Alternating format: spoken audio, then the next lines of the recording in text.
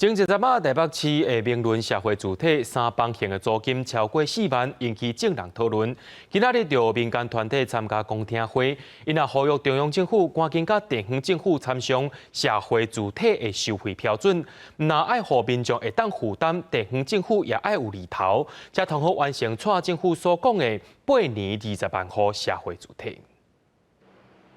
舒适空快房型，阁有公共设施会当使用。全台湾即阵已经有要2万人住伫咧社会主体，不过社会主体租金中央和地方爱安怎负担？社会主体推动联盟的召集人彭永凯就表示，准乃以中央即摆算法，社会主体逐平平均的租金超过510块，中央就未补助地方。不过即阵6都社会主体起和营运的成本拢超过，这补助地方根本是看有清无。 108年度的预算，去年被国发会检讨，执行率不到4%，就我编了一堆补贴预算，为什么都没有人来拿？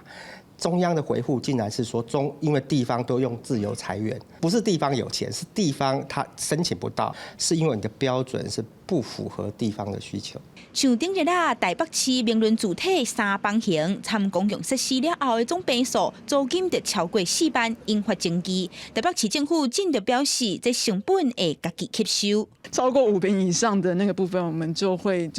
不予计收它的租金。除了主建物以外，附属小工怎么样的比例比较合理，我们都会纳入设计规范，然后不要再造成这样的现象。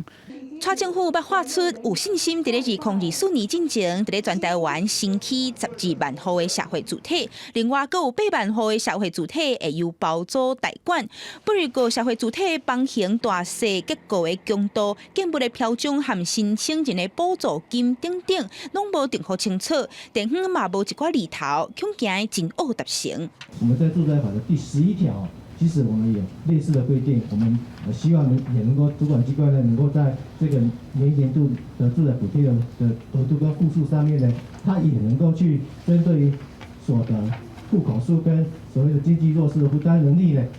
来做一个处理。 内政部表示，针对主体政策会随时做调整。民间团体也建议政府参考香港，将社会主体1楼做商场，收寡租金，加减贴一寡营运的成本，或者是像韩国中央政府成立国家主体基金，互起社会主体单位会当来请补助，互社会主体政策这个好意会当真正实现。记者民警林学凯台北报道。